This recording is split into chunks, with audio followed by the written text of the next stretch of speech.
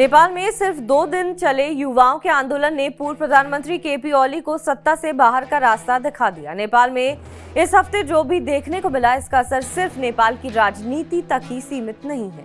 इसका असर पूरी एशियाई राजनीति पर पड़ा है, क्योंकि ओली को चीन का सबसे बड़ा करीबी माना जाता है। उनके हटने से ये माना जा रहा है कि अमेरिका ने एक बड़ा गेम खेला है और चीन को सीधे सीधे झटका दिया है। नेपाल हमेशा से भारत और चीन के बीच संतुलन बनाकर चलता आया है, लेकिन ओली के कार्यकाल में नेपाल का झुकाव चीन की ओर ज्यादा दिखने लगा था। उन्होंने बीजिंग की बेल्ट एंड रोड इनिशिएटिव यानी BRI को बढ़ावा दिया, यहां तक कि चीन की विजय दिवस परेड में भी शामिल हुए। ये सब अमेरिका को खटक रहा था। मीडिया रिपोर्ट के मुताबिक अमेरिका ने इस साल नेपाल में मिलेनियम चैलेंज कॉम्प्लेक्स यानी MCC को फिर से जिंदा कर दिया था। ये प्रोजेक्ट करीब $500 मिलियन की मदद के साथ ऊर्जा और सड़क ढांचे को मजबूत करने के लिए है। इसे चीन की बेल्ट एंड रोड के सीधे टक्कर का प्रोजेक्ट माना गया है। इसलिए एक्सपर्ट्स कहते हैं कि ओली के खिलाफ भड़की नाराजगी और आंदोलन में अमेरिका की गहरी भूमिका हो सकती है।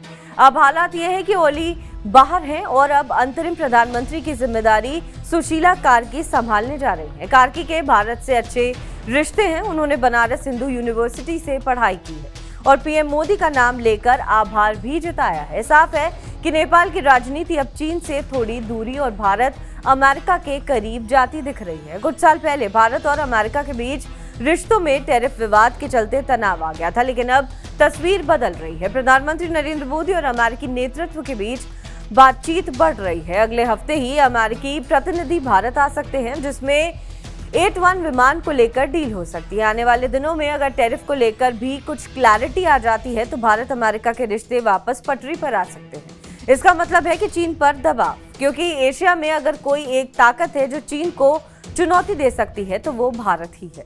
अमेरिका इसे अच्छी तरह समझता है और इसलिए मोदी सरकार के साथ रिश्ते सुधारने में जुटा हुआ है। पाकिस्तान लंबे समय से चीन का सबसे बड़ा साथी रहा है, चाहे आर्थिक मदद हो या रक्षा सौदे। बीजिंग हमेशा इस्लामाबाद के साथ खड़े रहे, लेकिन पाकिस्तान की अपनी राजनीतिक और आर्थिक परेशानियों ने हालात बदल दिए हैं। अमेरिका के राष्ट्रपति डोनाल्ड ट्रंप अपने दूसरे कार्यकाल में पाकिस्तान पर ज्यादा ही मेहरबान नजर आ रहे हैं। हाल ही में Pakistani army chief white house में अमेरिकी राष्ट्रपति के साथ डिनर कर चुके हैं। ये छोटा इशारा नहीं है, इससे साफ है कि अमेरिका चीन के सबसे भरोसेमंद साथी को भी अपनी तरफ खींचने में लगा हुआ है। बहरहाल इस खबर पर आपका क्या कुछ कहना है, हमें कमेंट करके जरूर बताएं। बाकी देश और विदेश की तमाम बड़ी खबरों के लिए आप देखते रहें TV9 डिजिटल।